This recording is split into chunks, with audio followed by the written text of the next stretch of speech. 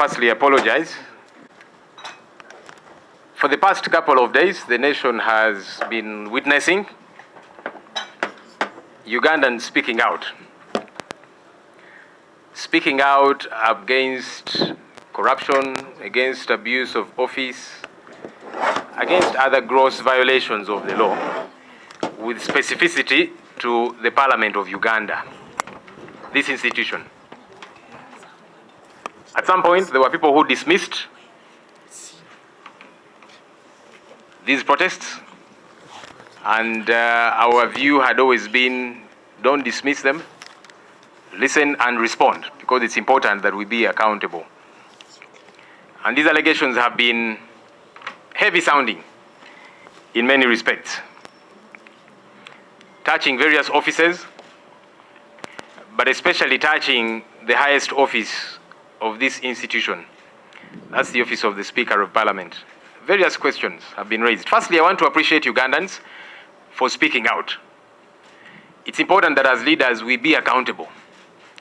And it's important that as the citizens, they speak out and hold us accountable as leaders. As leaders, we are not above reproach.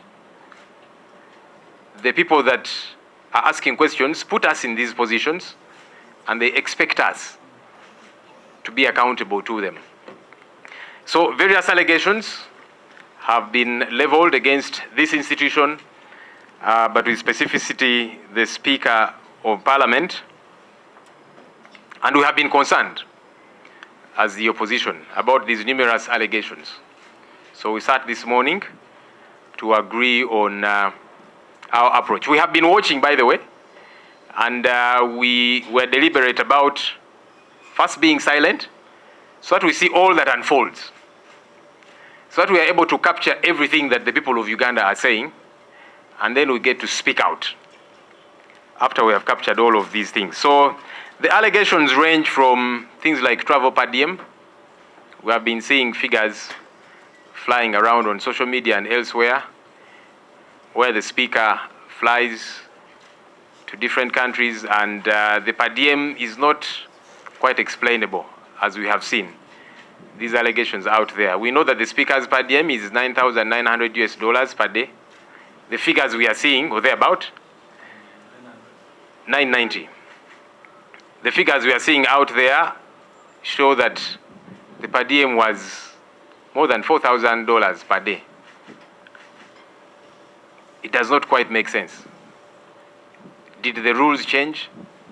If so, who did change them? The people of Uganda want to know. But also, the days purported to be out are several days, showing about 5 months in a row or thereabout. Again, there's need for an explanation, because the Speaker has not quite been away for that long. But also, the days indicated are questionable, whether or not actually these trips were made, even when the monies were paid. Ugandans want to know. There have also been allegations about community outreach, mobilization and donations by the Office of the Speaker. Billions of shillings have been put on different accounts of staff members, purportedly for activities by the Speaker out there in the field. Again, the country wants to know, how does this get to happen? After the Kazinda saga in the OPM, government issued a new modus operandi to say that accounts of staff members of different government entities cannot receive more than 5 million shillings. But we are seeing plenty of money being put on the accounts of staff members. Some work in the Office of the Speaker, others different offices, as you have been seeing. It's important that there gets to be an explanation about this money. It's a lot of money. What exactly did it do? How come it's being transmitted through accounts of staff members? There's been a concern about recruitment of staff to Parliament of Uganda. The Auditor General, by the way, reported on this matter. Report showing staff that cannot be identified. And then we kept hearing people were being recruited irregularly.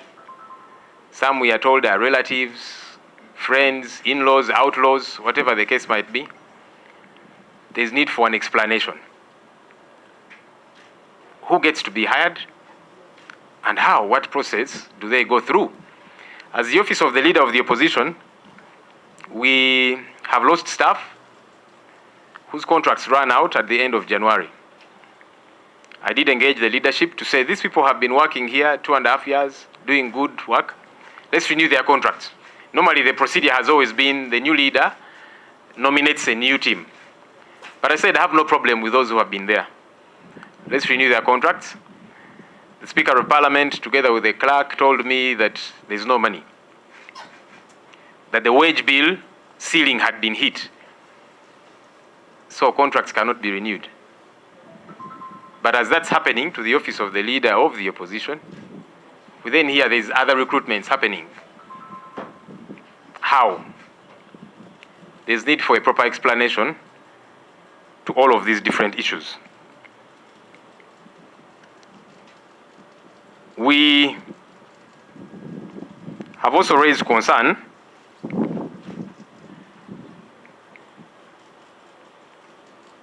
again regarding money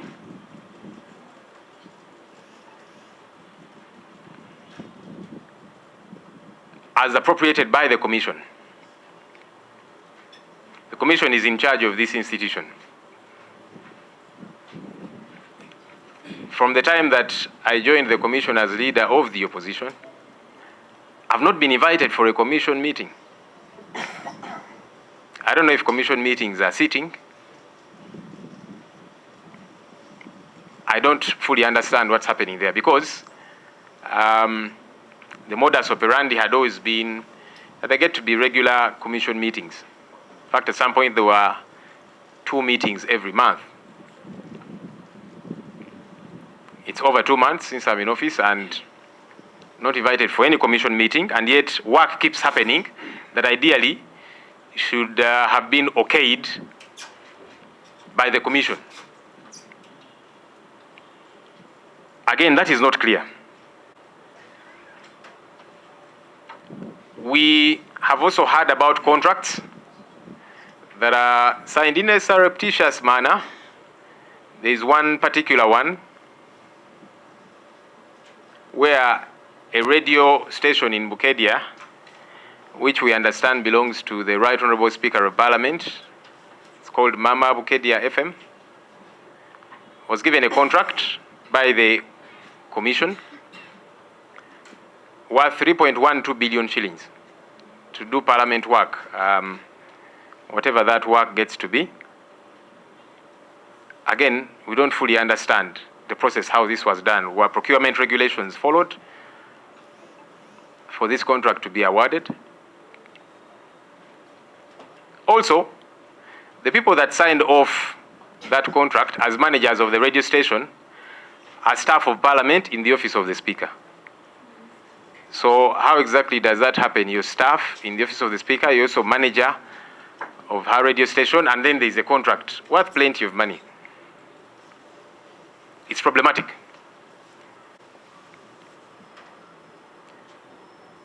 The Commission, and again this has been out there, we discussed it here in the shadow cabinet, money that was doled out to commissioners, including former leader of the opposition and 3 NRM commissioners. As a political party, NUP, we have made steps regarding our member, but that's as the party. However, still as an institution, there is concern. There is concern when members of a commission sit and award themselves money in a manner that is not clear. Because you see, the commission, how it operates, or how it's meant to operate, allowances and all benefits for staff are properly institutionalized. This was not the case. This is money that people sat and awarded themselves, 500 million, 400 million, and it's personal to holder. In our engagement with, at least on our end as a party, when we were asking our colleague, the Honorable Mpuga, and said, how exactly does this get to happen? What happens to whoever becomes LOP after you, for example? And the response was, every LOP gets to negotiate their own benefit. That's problematic. Because then I asked, assuming now as new LOP, I quote unquote behave well to whoever is meant to okay this, does that mean I can negotiate for 2 billion shillings? It is not right. Also, there's been dishonesty around this issue because our colleague is to be a people-centered parliament.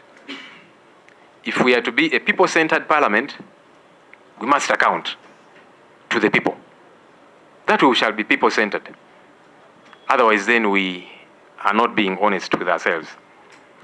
Our hope is that these 3 demands and resolutions from the shadow cabinet get to be acted upon soonest, that a commission meeting is called within this week. 2, Parliament gets to reconvene so that we discuss these matters on the floor of Parliament. But number 3, that Parliament as an institution provides a proper explanation to the people of Uganda about these expenditures. There's nothing classified here that cannot be explained. If these our demands as the shadow cabinet are not acted upon within this week, we shall communicate to the nation our next course of action. We said, let's give time for the other side to tell their story, because there's been a lot of silence, generally, from the institution, from the Speaker's office. We are saying, let's have them have their say and explain to the people of Uganda these matters in these different 3 categories, at the Parliamentary Commission, Parliamentary Plenary on the floor of Parliament, but also to communicate a proper explanation, accounting to the people of Uganda about these issues. If the week elapses before these things happen, we'll reconvene and then we'll communicate our next course of action. I thank you.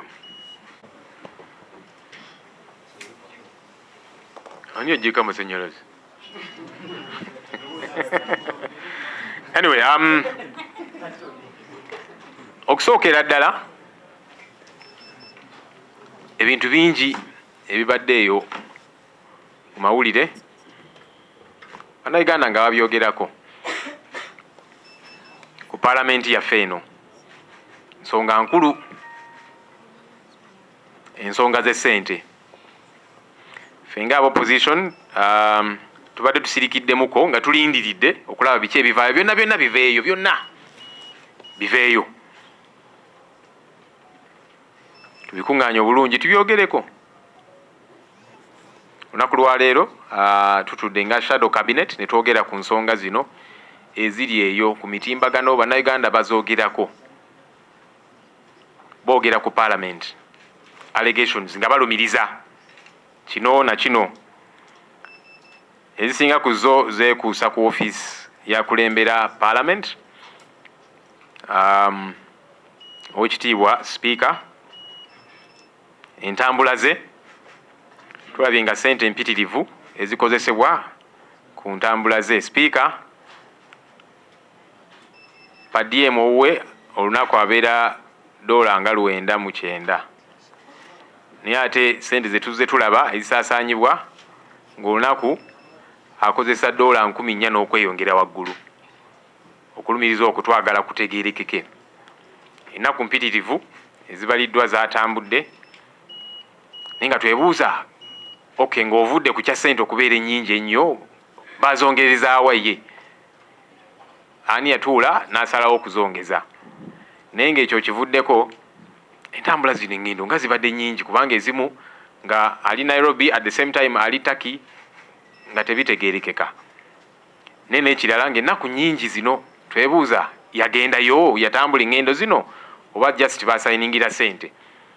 kubanga ebbanga eryo ddene nnyo speaker tatera kubanga taliiwo bbanga eryo lyonna nga twagala ensonga ezo zitegeerekeke.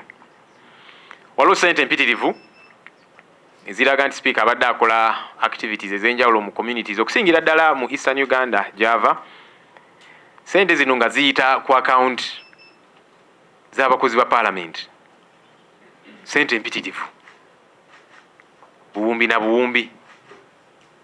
Twebuuza lwaki ssente zino ziyita ku accounts ez'aba staff ba parliament nga bagenda ne bazijjayo oba oliawo ne bazimutwalira. Byajja biti ebyo? Okuva ku musango gwa Kazinda, gavumenti yayisa enkola empya nti ssente zirina okugenda ku akaunti z'aba staff members mu bitongole bya gavumenti eby'enjawulo tezirina kusukka bukadde butaano nga za kukola mirimu egy'enjawulo, ssente zitali zaabwe nti musaala oba ki. Naye kati zino tulaba buwumbi na buwumbi ku akaunti z'abamemba ba staff ab'enjawulo mu kizimbe kino nga ssente ezo zigenda kukola mirimu gya sipiika. Twagala ensonga ezo zitegeerekeke obulungi kuba ssente mpitirivu. Ensonga endala y'abakozi wano mu parliament, abakozi bazze abantu bazze nga baweebwa emirimu wano ku parliament mu ngeri etategeerekeka, era auditor general yakinokolayo naye mu ripooti ye ensonga eno ng'agyogerako. Abakozi bangi abatategeerekeka baweebwa emirimu wano tebamanyikiddwa naki kye bakola, nti oba actually batuula wano ku parliament ne bakola emirimu. Ensonga eyo nga tetegeerekeka bulungi. Office ya leader of the opposition ebeera n'abakozi ab'enjawulo okutuyamba ku mirimu egy'enjawulo gye tukwasaganya. Buli leader of opposition omupya ayingirawo ne ttiimu empya eyiye. Naye nze nagamba nti ababaddewo sibalinaako buzibu basigalewo. Contracts zaabwe nga ziggwa January, neŋŋamba contracts ezo bazirenewing bazizze bujja. Ne baga nti tewali ssente. Nali mu meeting ne speaker ne clerk ne bankakasa nti tewali ssente. In fact wage bill twagisukka dda, twagituuka dda. Naye nga bagamba leader of opposition ba staff tebasobola kuzza bujja contract zaabwe, ate tuwulira abantu bangi babawa zi contract mu ngeri etategeerekeka. Ne auditor general n'akikoonako. Katwagala ensonga eno ennyonyoke obulungi kuba tuwulira bawa baŋŋanda ab'emikwano naki. Ensonga ezo nga twagala zitegeerekeke obulungi, zinnyonyoke. Ensonga ya ssente ziyita ku accounts z'abantu abakola wano nazo nga twagala zitegeerekeke obulungi. Ensonga endala ey'enkizo gye twogeddeko era wano mu shadow cabinet nga twagala zinnyonnyoke obulungi. Commission ya parliament ke kakiiko ak'oku ntikko akatwala parliament, era nga leader of opposition ntuula ku kakiiko ako. Naye of course bukyanganfu ka leader of opposition tewanabeerawo commission meeting. Simanyi oba zituula nga nze sitegeezeddwako, naye sinayitibwa. Naate emirimu gigenda mu maaso egirina okubanga commission yegikkiriza nga twagala tutegeere bijja bitya. Ssente zaayisibwa mu commission nga ba commissioners abamu beewa akasente. Ffe nga NUP era muze mulabe engeri gye tukwasaganyamu ensonga eno ng'ekibiina kubanga omu ku bo memba waffe, naye tugamba nti nga tuvudde ne ku waffe bonna abaali mu meeting eyo, Oweekitiibwa Mpuuga, Solomon Sirwanyi, Commissioner, Honorable Prosia Kampulira, Honorable Esther Afoyochan, kubanga abo baatuula ne beewa akasiimo. Oweekitiibwa Mpuuga $5,000,000 bali 444. Twali mu meeting twebuuza of course ku Oweekitiibwa nti ekintu kino mwakikola mutya, kubanga si nti kikati kiyingidde mu system nti bwekigenda okubeera. Of course awo nawo wali baddewo issue kubanga already tufuna omusaala ne allowances n'akasiimo gratuity, kale gite gratuity zetusavingako buli mwezi naki ng'ababaka. Kakati zino zo zajja zitya ate nga mugamba zammwe bassekinnoomu ng'abantu. N'agamba nti buli LOP omupya ayingirawo naye ajja kuteesa ezize, ajja kunegotiatinga ezize. Nenga kakati kitegeeza nti bwe neeyisa obulungi ne sinyiiza abantu bamu nyinza n'okusaba obuwumbi obubiri ne babumpa. Ekintu ekyo kikyamu.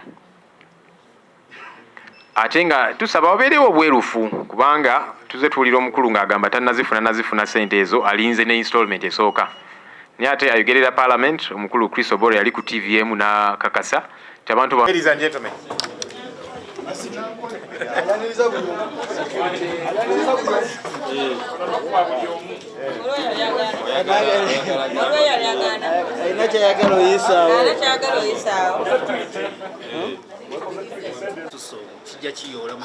Sooka oteese n'omukulu.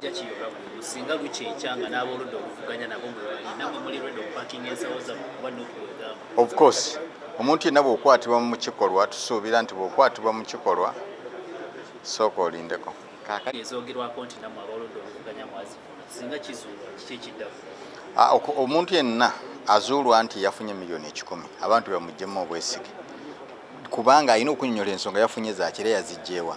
Ekirungi tukakasa nti bino ebintu tusobola bikola ne byekweka ne bibulayo era akaseera kajja kutuuka kiveeyo kirabike. So omuntu yenna akwata essente ezo $1,000,000 ezo n'okwata $1,000,000 ezandala eziyamba abantu bokuddagala gwe nogaakozeze ng'omubaka wa Parliament sikiwagira. Era yenna akwatibwa avunaanwenga ye bwe kinaaba obujulizi buvuddeyo. Mu mbeera eno etali nnungi singa kizuulibwa, what could be the possible way omwaka guli president waffe yavaayo n'alambika ng'abantu bwe bagenda okukwata $80,000,000. Ensi neevaayo negamba nti tuwaayiriza, naye tulina ababaka abaavaayo ne bajulira ne bagamba nti sente zino ne bazireeta ne ku Parliament ne bagala zitwala eyazibawa n'abagamba ngenda kubasiba. Obwo nno bwali bujulizi obulaga nti bwe tuvaayo ne twogera ekintu kiba kigenda kubeerawo. Era tuba tumaze okuwulira nti waliwo okuteebereza abagenda okwenyigira mu buli bw'enguzi. Ne ku mulundi guno mulimu abantu ab'enjawulo abantu ab'enjawulo abafunye ssente zino. Essente zino zaawukana ku bannaffe abagezaako zinnyonnyola ne bagamba nti gratuity bamutsala ku ssente ez'obuli mwezi ne bakuterekerako ng'omwaka guweddeko ne bazikuwa ze baba bakusazeeko. Naye ate zino bazikuwa mu cash, bazikuweera mu biwalo. Eno nguzi mu Parliament y'omwenda tulina omubaka eyagamba nti enguzi eri wano ye tagisobola era yali zayininga kubanga ye yali takkiriza na biki bigenda mu maaso, yali ava Mbaale. Tutandise okulowooza ku options zonna okuba nti tetusobola kwenyigira kubeera n'ababbi. Naye ate tulina abantu baffe abatusindika n'eddoboozi eryawamu nga bamanyi bano babbi naye tujje tubakonda emingi tulabe ng'obubbi obwo tebweyongera.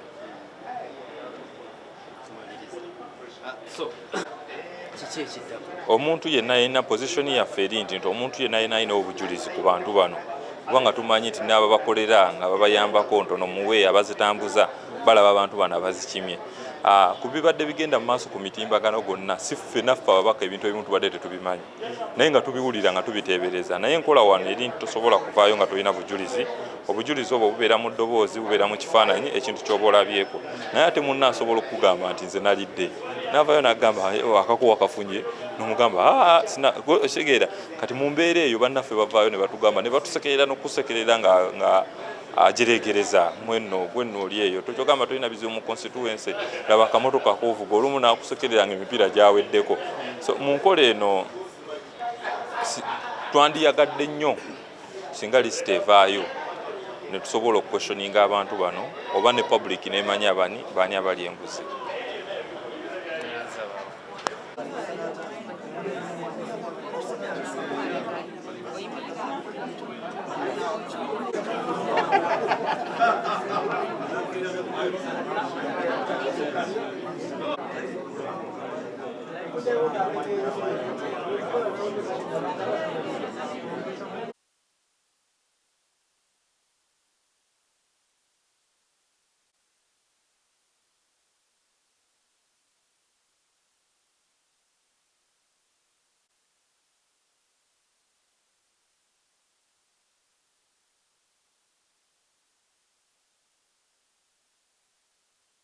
zonna zonna ezize zitambula. Okusookera ddala mpandiikidde sipiika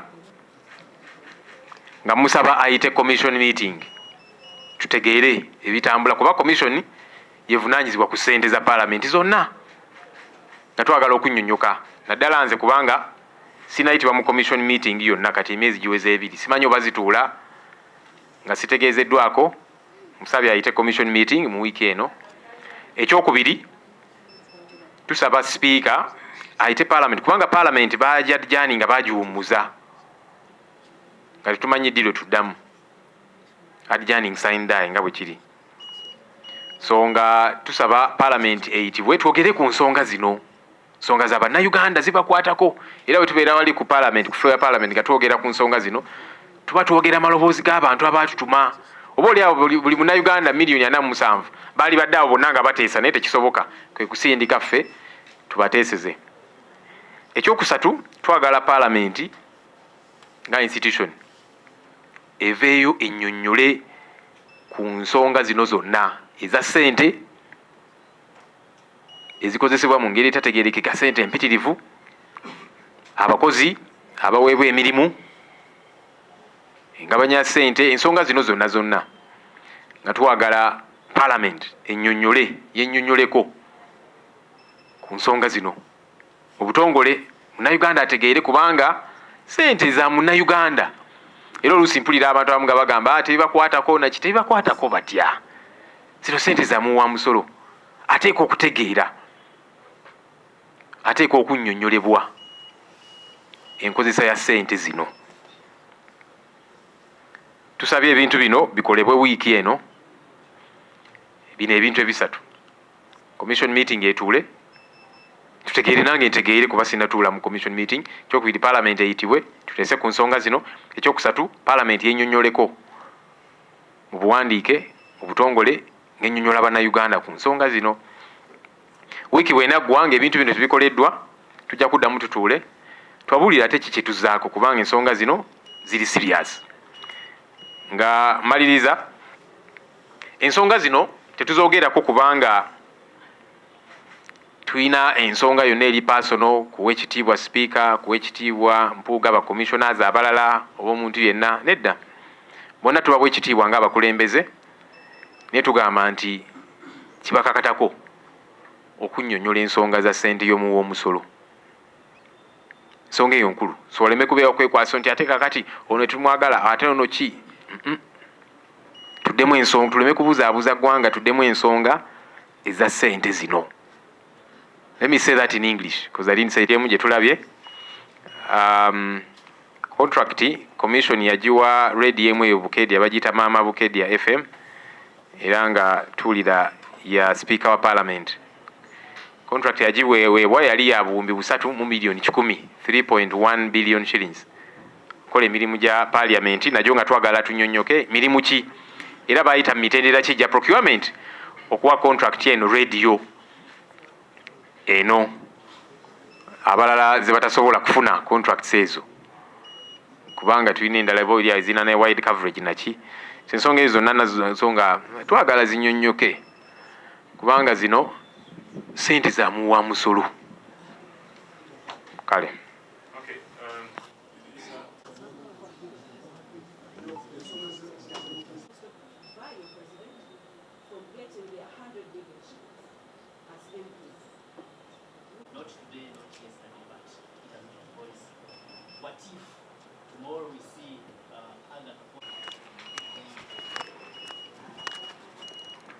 do we want all issues attended to? Yes. All of them must be attended to. And that's why we are saying at the end of the week we shall reconvene to establish, have the issues we raised been attended to, responded to? If they have been responded to, have they been responded to satisfactorily? It's not one thing, it's not enough to respond. We shall also make an assessment of the response. Is it satisfactory? Okay, and if they have also not responded or responded to some and not others, we shall still reconvene and we shall communicate our next course of action. Audit on Parliament, as the National Unity Platform have made clear on our end as a party, but I've also generally cautioned colleagues that we need to be extremely careful, because they will set traps for people. Okay, we hear some people are picking the money from homes, people's homes, I don't know where. Very potentially there are cameras there. What guarantee do you even have that you're not being recorded? And then tomorrow, now that we are beginning to raise critical issues, you know that people will say, I'm not going to die alone. Here is evidence on record. So and so picked money, so and so picked money. You don't want to catch yourself in that situation. So it's a caution we have put to ourselves as the opposition. But we have also said anyone who has information, credible information, please do avail us in confidence or otherwise, and then we get to take action. At least as the National Unity Platform, which I speak for, we want to take action. All right? The action you are seeing us take now is because there is evidence, proper evidence. Yeah, so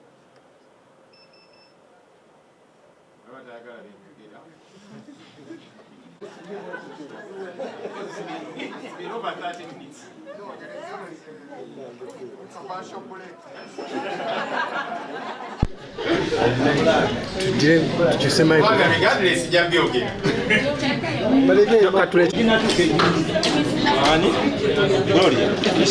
Yes, I was responding to the issue of the money that we hear is given to members. People are saying they've got evidence.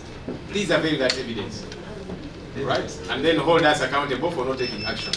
Where we have evidence, we are taking action, as you can see, regarding the commission and the expenditures there and so on. Please do avail that evidence. It will be helpful, okay?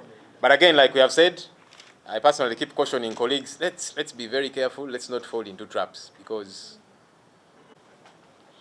So I meant to have a personal assistant. The first name that I recommended was rejected, apparently because this person has got an ongoing case. He's part of the team that was arrested in Kalangala. You remember that team? This is somebody who has got a degree, competent person, but they said no, he has an ongoing case, which of course is illegal because Article 28(3)(a) of the Constitution provides for innocence until guilt is proven or acknowledged.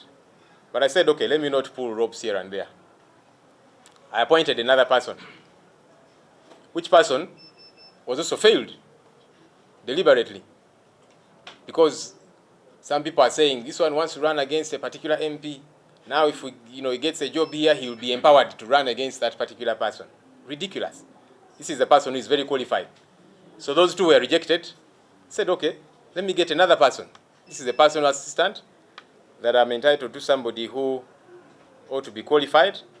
So that's how Brenda got to be my personal assistant, after the other two were rejected on record. Somebody asks, why meet the commission? Well, I also want to have my debut in a commission meeting. Yeah, because I've not sat in one. But importantly and seriously, I want to look my fellow commissioners in the face and ask them, so how do these monies get to be expended? Because the commission is the one in charge of the budget of Parliament. Okay? Two, can each of us explain to ourselves, because we are accountable to each other. So that's why it's important that I get to sit in that commission and hear, and we discuss these issues thoroughly. I hope that gets to happen.